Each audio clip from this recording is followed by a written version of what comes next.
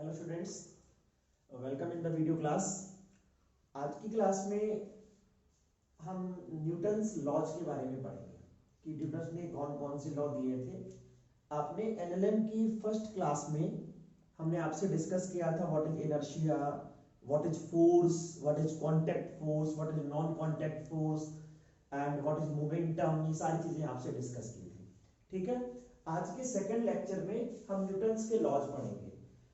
बहुत ही basic 3 law हैं जो आप क्लास 9th में भी पढ़ते हैं। ठीक है, तो उन्हीं के लॉ को बदला तो जा नहीं सकता कि आप 9th में कुछ और लॉ हो और 11th में कुछ और हो। वही सेम 3 लॉ है। हालांकि ये आपके सिलेबस में नहीं है। इस साल के क्लास 11th के जो सिलेबस रिड्यूस हुआ है उसमें ये लॉ रिमूव कर दिए गए हैं, लेकिन फिर भी हमें इस चैप्टर का फाउंडेशन बनाने के लिए, क्योंकि इस चैप्टर का फाउंडेशन बनाने के लिए आपको पढ़ना जरूरी है। ठीक है, क्योंकि आगे जाकर आप लेक्चर्स में एफबीडी पढ़ेंगे, फ्री बॉडी डायग्राम कैसे बनाते हैं, सारी चीजें कैसे करते हैं, तो सब में ये चीज काम आती है।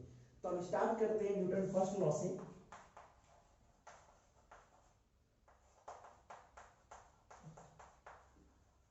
न्यूटन फर्स्ट लॉ से स्टार्ट करते हैं। आप सभी लोग जानते हैं न्यूटन फर्स्ट लॉ क्या होता है कि कोई बॉडी अगर रेस्ट पे है तो रेस्ट पर रहेगी, और अगर कोई बॉडी यूनिफॉर्म मोशन की स्टेट में है या यूनिफॉर्म मोशन में है तो वो यूनिफॉर्म मोशन में रहेगी जब तक कि हम उस पर कोई एक्सटर्नल फोर्स ना लगाए। यही आपका न्यूटन फर्स्ट लॉ होता है। ठीक है, इसे एज अ स्टेटमेंट लिखते हैं, फिर इन चीजों को कुछ एक्सप्लेन करेंगे। तो हमारा न्यूटन फर्स्ट लॉ क्या है? एवरी बॉडी, आप सभी लोगों को मालूम होगा, every body continue its state of rest or uniform motion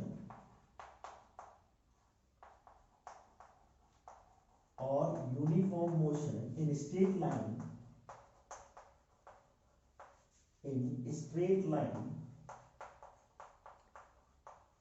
unless it is compelled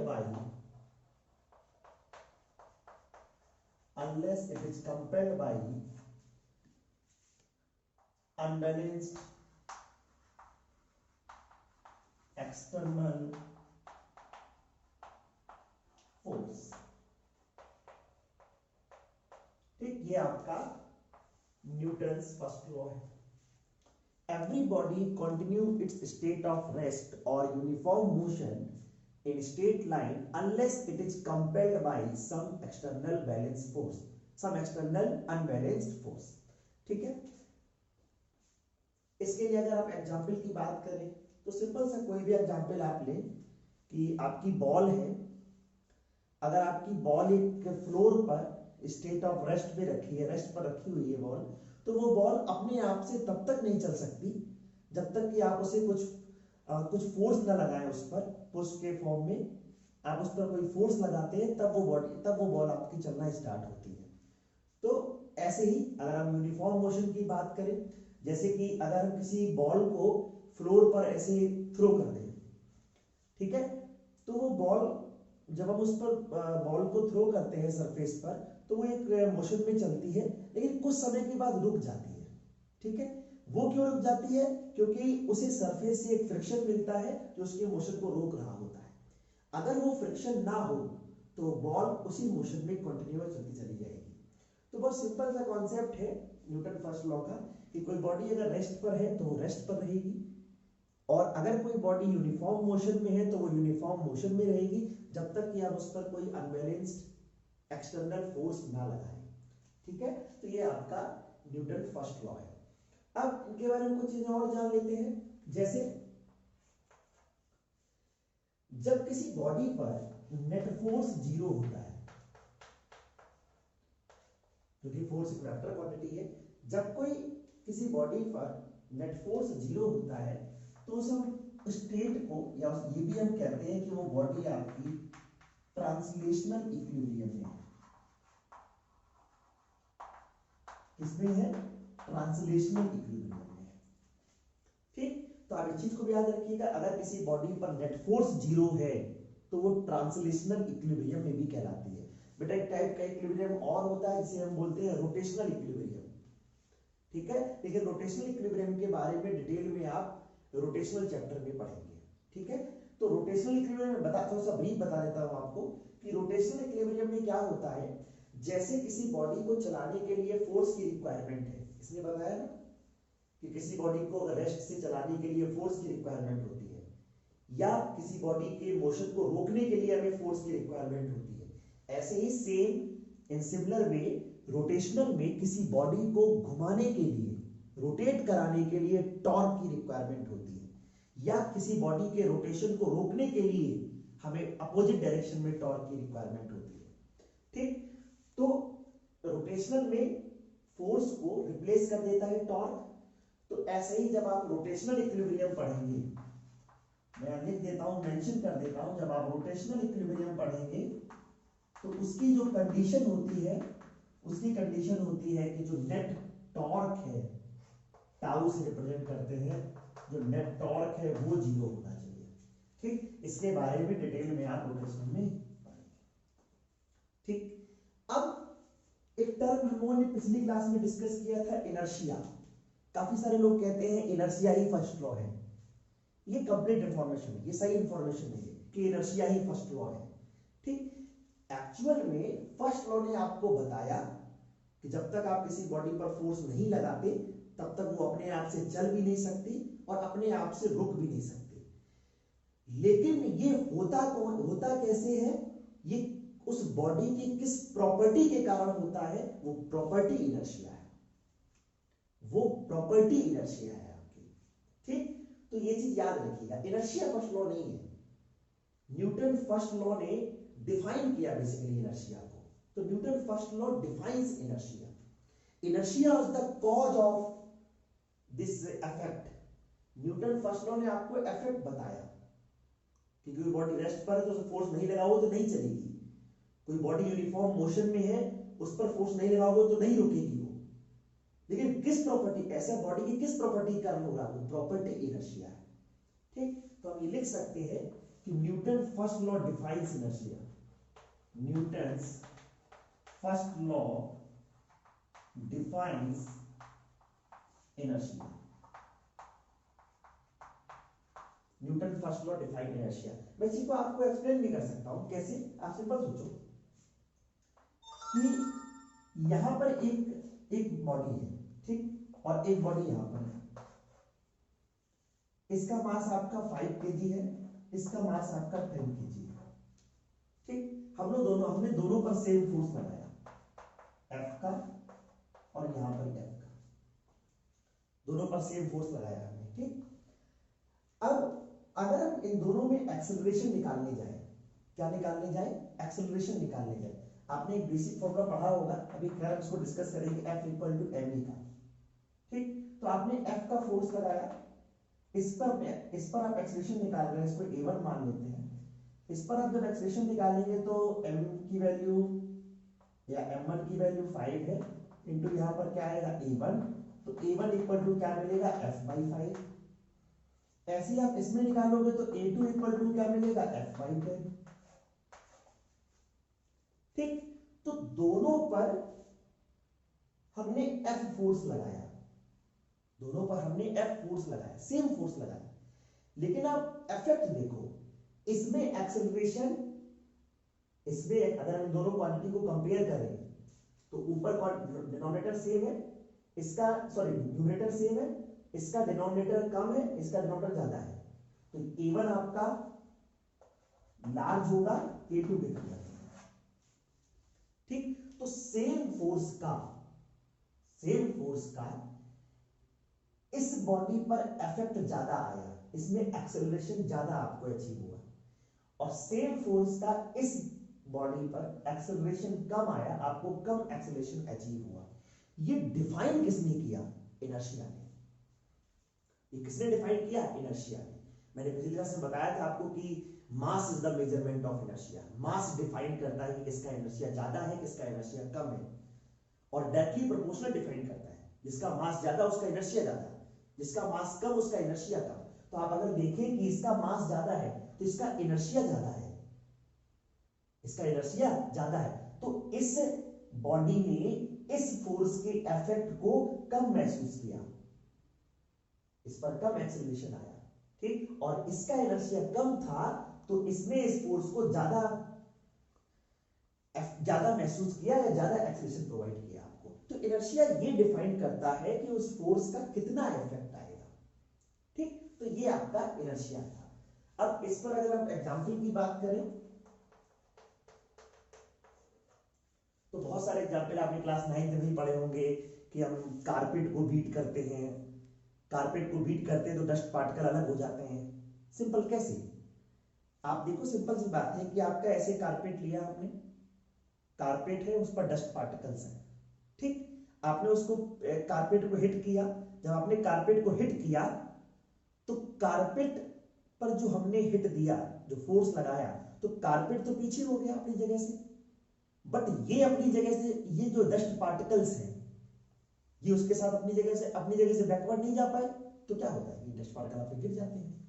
तो ऐसे बहुत सारी चीजें हैं जिन पर आप बात कर सकते हैं, ठीक। एक और इंपॉर्टेंट पॉइंट की बात करेंगे हम इस पर, क्या कि अगर किसी बॉडी पर, मतलब सिंपल सी चीज, अगर ये बॉडी है, ठीक, इस पर हमने एक फोर्स ये लगाया F1 और जिसकी वैल्यू आपकी 5 न्यूटन है, इस पर हमने दूसरा फोर्स लगाया F2, इसकी भी वैल्यू 5 न्यूटन है, ठीक। अब ध्यान सुनिए, इस पर फोर्स लग रहा है, इस पर फोर्स लग रहा है, लेकिन ये बॉडी कहीं नहीं जा रही, ये बॉडी स्टेट ऑफ रेस्ट पर थी, स्टेट ऑफ रेस्ट पर है, ठीक। अगर ऐसा है तो आपने क्या देखा, every body continue in state of rest और uniform motion in state line unless it is compelled by unbalanced external force. तो ये बॉडी स्टेट ऑफ रेस्ट पर थी, स्टेट ऑफ रेस्ट पर है, इसका मतलब इस पर नेट फोर्स जीरो है। क्या जीरो है? Net force zero. आप एक बात ध्यान रखिएगा कि अगर किसी बॉडी पर नंबर ऑफ फोर्सेस लग रहे हैं, नंबर ऑफ फोर्सेस लग रहे हैं, तो नंबर ऑफ फोर्सेस लग रहे हैं, तो नंबर ऑफ फोर्स लगने के बाद भी अगर वो अपनी स्टेट को चेंज नहीं कर रहा है, तो इसका मतलब उन सब का जो वेक्टर सम है वो जीरो है, उन सब का जो वेक्टर सम है वो क्या है? जीरो है। तो ये आपका न्यूटन फर्स्ट लॉ है, ठीक है। नेक्स्ट स्लाइड में न्यूटन सेकंड लॉ डिस्कस करते हैं आपसे। न्यूटन सेकंड लॉ की बात करते हैं स्लाइड में, तो न्यूटन सेकंड लॉ की बात करते हैं यहां पर। न्यूटन सेकंड लॉ, ये क्या होता है, इसके बारे में भी आप पढ़ चुके हैं। तो क्या होता है, rate of change of linear momentum of a body, linear momentum of a body is directly proportional to is directly proportional to net external force, net external force।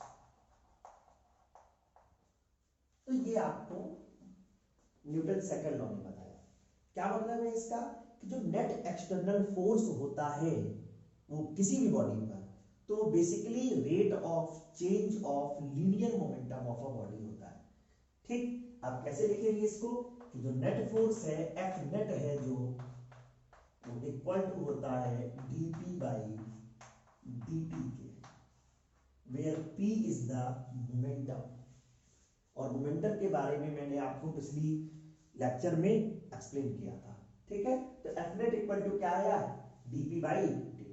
अगर हम इसके एवरेज की बात कर लें, अगर हम इसके एवरेज की बात कर लें तो क्या हो जाएगा, ये आपका change in momentum upon change in time. ये क्वांटिटी, ये किसी इंस्टेंट पर मिलेगा, ये किसी टाइम इंटरवल के लिए काम करेगा। तो ये एफ की एवरेज वैल्यू है, ये एफ की वैल्यू। अब आप जानते हैं कि P इक्वल टू क्या होता है, mv, ठीक, वी नो दैट, ये चीज हम जानते हैं कि P इक्वल टू क्या होता है, mv। अगर इसको हम पुट करें इसमें तो क्या हो जाएगा, F net equal to D M V by D. ठीक, ध्यान से देखिएगा इस चीज को। मान लो कि एम और वी दोनों वेरिएबल है, एम और वी दोनों वेरिएबल है, और अगर दोनों वेरिएबल होते हैं तो आप डिफरेंशिएशन कैसे करते हैं? डिफरेंशिएशन के लिए ये दोनों अपने आप में फंक्शन हो जाएंगे, और फिर क्या करते हैं, हम फर्स्ट को ऐसे ही रखते हैं m, सेकंड को डिफरेंशिएट करते हैं, क्या हो जाएगा dv बाई dt, प्लस इस टाइम सेकंड को हम ऐसे पुट करते हैं एज इट इज, और फर्स्ट को डिफरेंशिएट करते हैं, तो ये मिल जाएगा। ये क्या मिल जाएगा? F net. एक्चुअल में आपका एफ नेट यही है, या एक्चुअल में आपका न्यूटन सेकंड लॉ भी यही है। न्यूटन सेकंड लॉ हमारा कहता है कि rate of change of linear momentum of a body is directly proportional to the net external force, और यही न्यूटन सेकंड लॉ है। अब इसमें अगर हम केस मान लें कि अगर आपका मास कांस्टेंट है, अगर आपका मास कांस्टेंट है, तो अगर आपका कांस्टेंट है तो dm बाई dt जो होगा वो 0 के बराबर होगा। अगर आपका मास कांस्टेंट है तो जो आपका dm बाई dt होगा, rate of change of mass with respect to time, वो आपकी 0 होगी। और अगर ये 0 हो गया तो ऊपर वाले टर्म में अगर हम पुट करें तो एफ नेट इक्वल टू आपका क्या आ जाएगा, m dv by dt। dv by dt क्या होता है?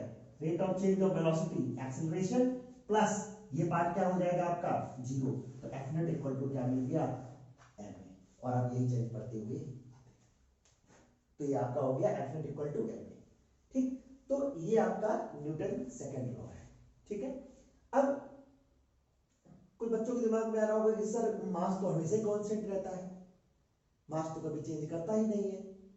नहीं बेटा, एक्चुअली कुछ सिस्टम्स के लिए, कुछ सिस्टम आप पढ़ते हैं, उन सिस्टम में मास वेरिएबल हो सकता है। वेरिएबल मास की प्रॉब्लम आपके सिलेबस में नहीं है, बट मैं आज आपको एज एग्जांपल आपको बता सकता हूं। देखो जरा ध्यान से, जैसे कई जगह पर वेरिएबल मास की चीज आती है या वेरिएबल मास की बात की जाती है, मैं आपको बताता हूं वेरिएबल मास।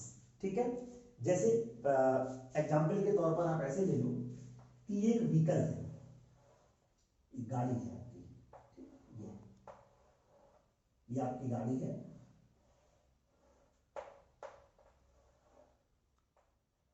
ये आपका एक व्हीकल है।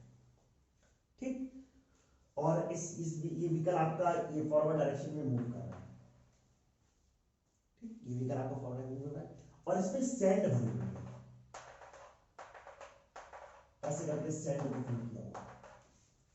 ठीक, आप ऐसे मान लो कि व्हीकल का मास आपका कैपिटल M है और सैंड का मास स्मॉल m है। ठीक, और आपने क्या किया गया कि इस व्हीकल में एक होल है,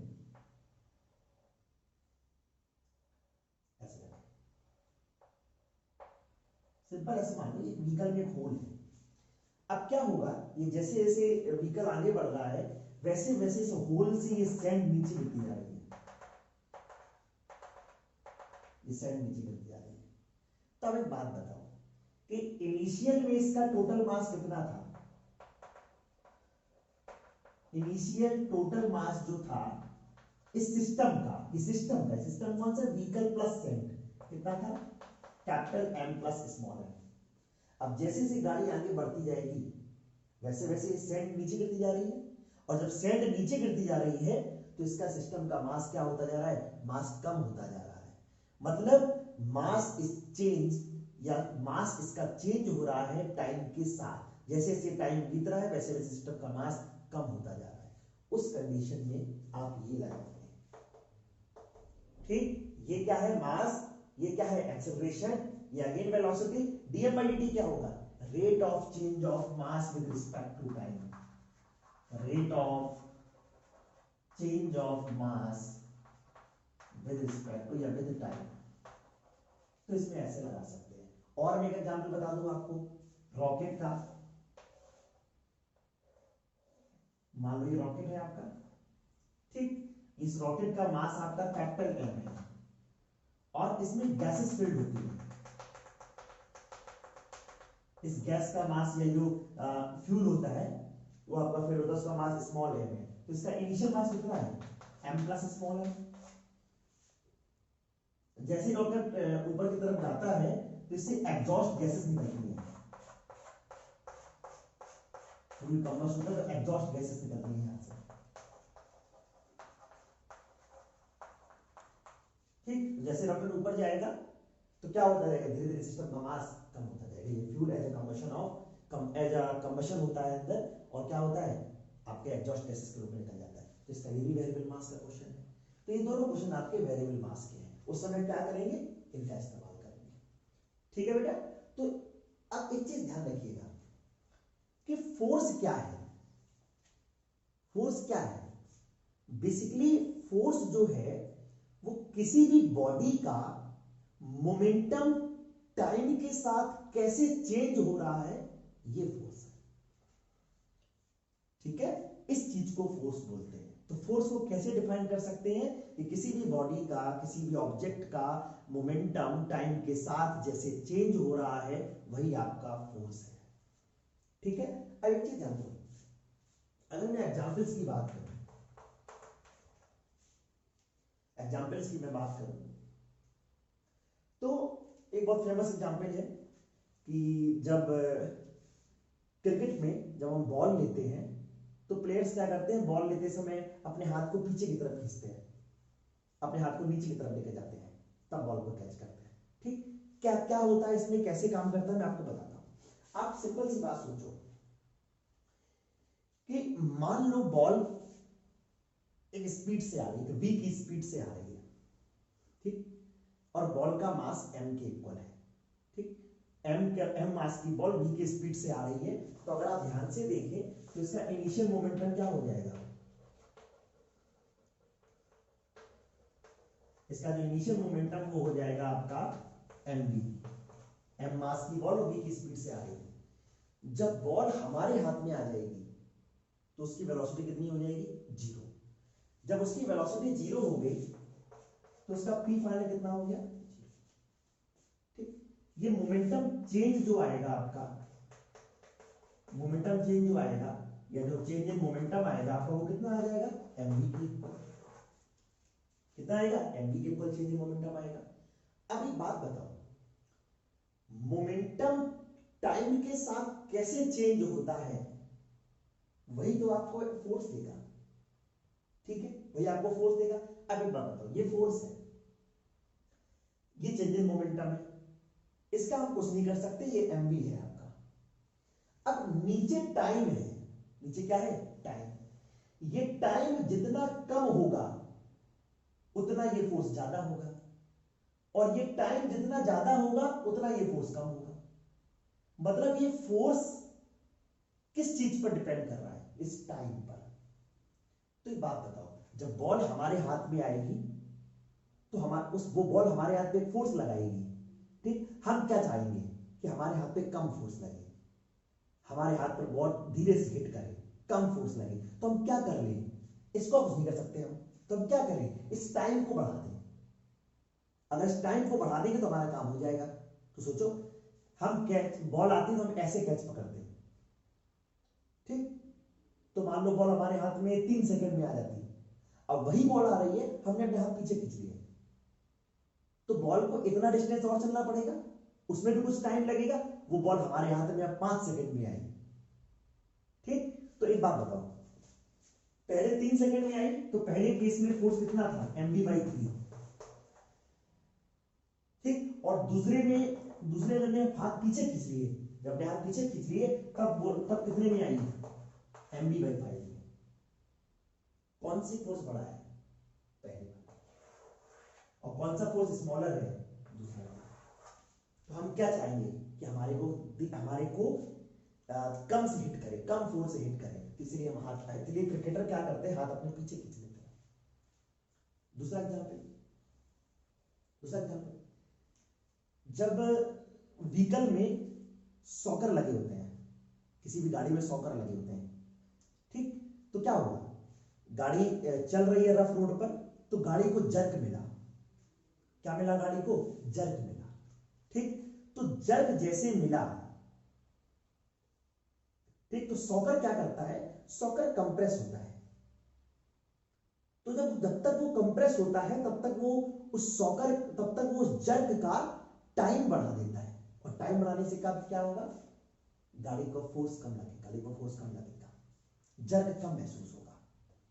ठीक। और चीजें जैसे कि कोई एथलीट, अगर आप ही हैं, आप किसी हार्ड सरफेस पर कूदे, हार्ड सरफेस पर जंप करें, आपको तेजी से लगता है। ठीक। और अगर किसी आप गद्दे पर या किसी गद्दे पर अगर आप जंप करते हैं तो आपको कम फोर्स फील होता है। सिंपल, फिर से आप किसी हार्ड सरफेस पर हिट करेंगे, तो आप दौड़कर आए और आपने उस पर जंप किया, तो क्या हुआ, जब आपने जंप किया तो आपकी वेलोसिटी 0 हो गई। तो जो मोमेंटम चेंज हुआ उसको उतना टाइम मिला कि आप उसकी सरफेस पर पहुंच गए। दूसरा, जब आप किसी गद्दे पर जंप करते हैं, जब आपने गद्दे पर जंप किया तो जैसे ही आप उस पर रखते हैं तो गद्दा क्या होता है, गद्दा दब जाता है। जब वो गद्दा नीचे दबा, जब वो नीचे प्रेस हुआ तो उसे कुछ टाइम मिल गया, और टाइम ड्यूरेशन उसने बढ़ा लिया, तो ये फोर्स आपको कम हिट करेगा। ठीक है। तो ये कहलाता है आपका Newton second law. Next slide में न्यूटन थर्ड लॉ डिस्कस करते हैं। चलिए बेटा, अब कुछ बातें और करते हैं आपकी इसमें। अगर हम न्यूटन सेकंड लॉ की बात करें, थोड़ी सी और बात करते हैं उसकी, कि आपने फोर्स को डिफाइन किया, फोर्स इक्वल टू आप लिख पाए एम ए। ठीक। अगर हम force equal to M A लिख पाए, अगर इसको हम वेक्टर फॉर्म में लिखें, ठीक है, अगर हम वेक्टर फॉर्म में एक्सप्रेस करें इन वेक्टर फॉर्म, वैसे ऊपर वाला आपका वेक्टर फॉर्म नहीं है, अगर इसे हम वेक्टर एग्जैक्ट कंपोनेंट के फॉर्म में एक्सप्रेस करें तो हम ये भी लिख सकते हैं कि net force in X direction is equal to M acceleration in X direction. ऐसे अगर y से रिप्रेजेंट करें तो Fy equal to m acceleration in y direction. अगर हम z में एक्सप्रेस करें तो net force in z m a। तो आप ऐसे एक्सप्लेन कर सकते हैं। ठीक है। तो आप ऐसे करके इसे लिख सकते हैं, ये वेक्टर फॉर्म में है आपका। ठीक है। अब अगर हम यूनिट की बात कर रहे हैं, इसी में यूनिट और डायमेंशन की भी बात कर लें, तो अगर हम यूनिट की बात करें तो आपकी मास की यूनिट केजी हो जाएगी और एक्सेलरेशन की यूनिट मीटर पर सेकंड स्क्वायर, तो ये इसकी एसआई यूनिट होगी। ठीक। अगर इसकी सीरियस यूनिट की बात करें, यहां पर ग्राम हो जाएगा, सेंटीमीटर हो जाएगा अपॉन सेकंड स्क्वायर, ये आपकी सीजीएस यूनिट है, ये आपकी क्या है, सीजीएस यूनिट। ठीक। थर्ड, अगर हम बात करें कुछ और यूनिट्स की बात करते हैं, जैसे कहीं कहीं लिखा होता है, आप देखना 1 kg वेट, ऐसा लिखा होता है। ठीक है। एक और चीज बेटा कि अगर इस केजी मीटर पर सेकंड स्क्वायर को हम न्यूटन बोलते हैं, क्या बोलते हैं, न्यूटन, और ग्राम सेंटीमीटर पर सेकंड स्क्वायर को हम बोलते हैं डाइन। ठीक। वो चुड़ैल वाला डाइन नहीं है, सिंपल ये सीजीएस यूनिट है आपकी। ठीक। अगर हम कन्वर्जन की बात करें तो 1 न्यूटन इक्वल टू होता है 10 टू द पावर 5 न्यूटन। ठीक है। अगर हम केजी वेट की बात करें, किसकी बात करें, केजी वेट की, ये इसकी ऐसे मान लीजिए फोर्स की एक ग्रेविटेशनल यूनिट है, जहां पर लिखा होता है केजी वेट। इसका मतलब है कि आप इसका मतलब ऐसे समझिए कि जब किसी when acceleration of 9.8 meter per second square is produced in body of mass 1 kg। अगर 1 kg की बॉडी में, अगर 1 kg की बॉडी में 9.8 मीटर पर सेकेंड स्क्वायर या स्मॉल g के इक्वल में एक्सेलरेशन प्रोड्यूस हो जाए, कोई एक ऐसा फोर्स जो 1 kg की बॉडी में 9.8 मीटर पर सेकेंड स्क्वायर का एक्सेलरेशन प्रोड्यूस कर दे, वो फोर्स आपका कहलाएगा 1 kg वेट। ठीक, ध्यान रखिएगा कभी अगर ऐसा लिखा हो 1 kg वेट लिखा हो या आपका 1 kgf लिखा हो तो इसका मतलब ये होता है। ठीक, ये इसकी ग्रेविटेशनल यूनिट है। तो ये आपकी कुछ बातें हमने इसकी फोर्स के बारे में भी कर ली। ठीक है, अब आपका लास्ट लॉ कौन सा? Newton third law, Newton third law. ठीक, ध्यान से देखिएगा, इसके बारे में जानते हैं। क्या कहता है ये? To every action there is equal and opposite reaction, equal and opposite reaction. ठीक, और यहां लिख सकते हैं एट इंस्टेंट टाइम, तुरंत, at instant time. To every action there is an equal and opposite reaction at instant time. फिर से simple सी बात करें अगर हम कि अगर ये एक बॉल है और हम अगर इस बॉल पर अपने हैंड से हिट करते हैं, सिंपल हमने इसे हिट किया तो हमने जो पहले फोर्स लगाया तो ये कहलाता है क्या? एक्शन। तो क्या होगा? बॉल भी हमारे ऊपर हिट करेगा, बॉल भी हमारे ऊपर हिट करेगा, ये आपका क्या हो जाएगा? रिएक्शन। ठीक, तो कुछ बातें आपको न्यूटन फर्स्ट लॉ में याद रहनी चाहिए। मैं आपको बताता हूं important points. First, action and reaction, action and reaction are equal in magnitude, are equal in magnitude. इसका मतलब आपने जितना एक्शन, जितना फोर्स वॉल पर लगाया,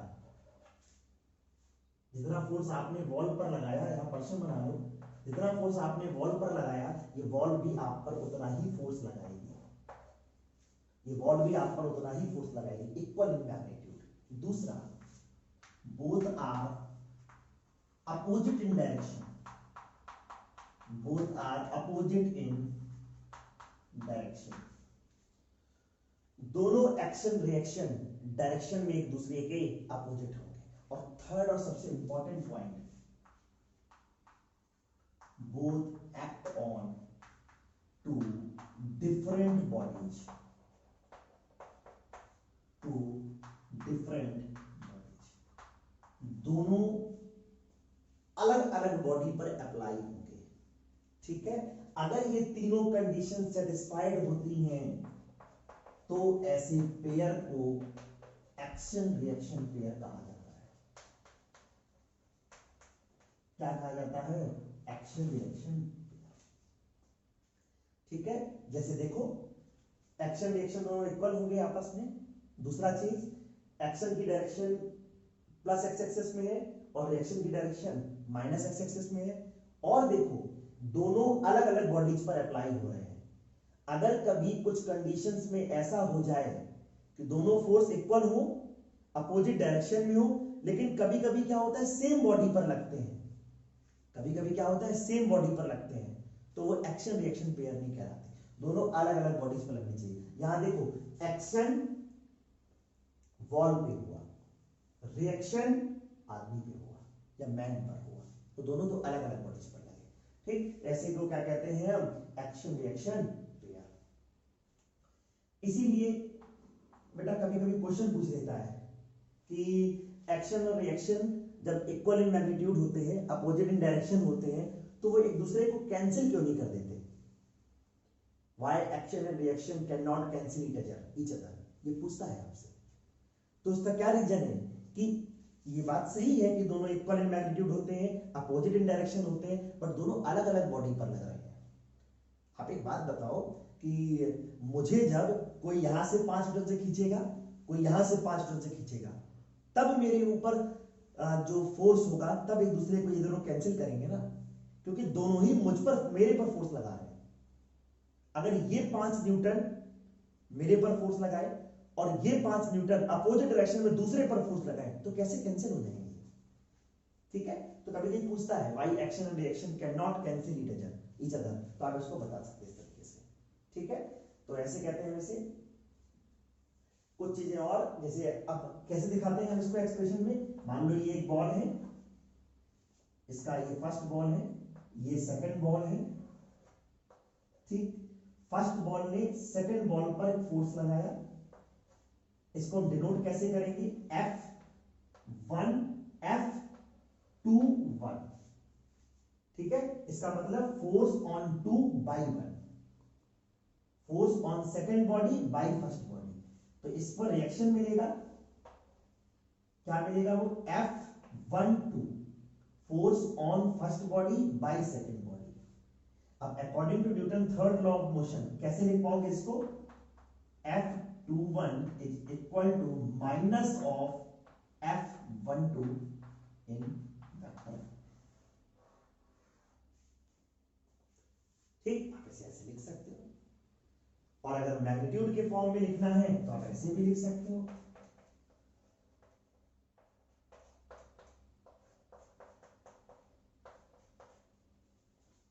ठीक। आप कभी भी ऐसे करके इसको मेंशन कर सकते हो। तो ये आपका न्यूटन थर्ड लॉ है, ठीक है बेटा। कुछ एग्जाम्पल की बात कर रहे हैं हम, जैसे हम वॉकिंग कर पाते हैं, हम सरफेस पर चल पाते हैं न्यूटन थर्ड लॉ के कारण। क्यों? क्योंकि हम जो फुट रखते हैं, हम रोड पर फोर्स लगाते हैं या सड़क पर फोर्स लगाते हैं बैकवर्ड डायरेक्शन में, ठीक। तो रोड भी हम पर उतना फोर्स लगाती है फॉरवर्ड डायरेक्शन में, तो हम आगे मूव करते हैं।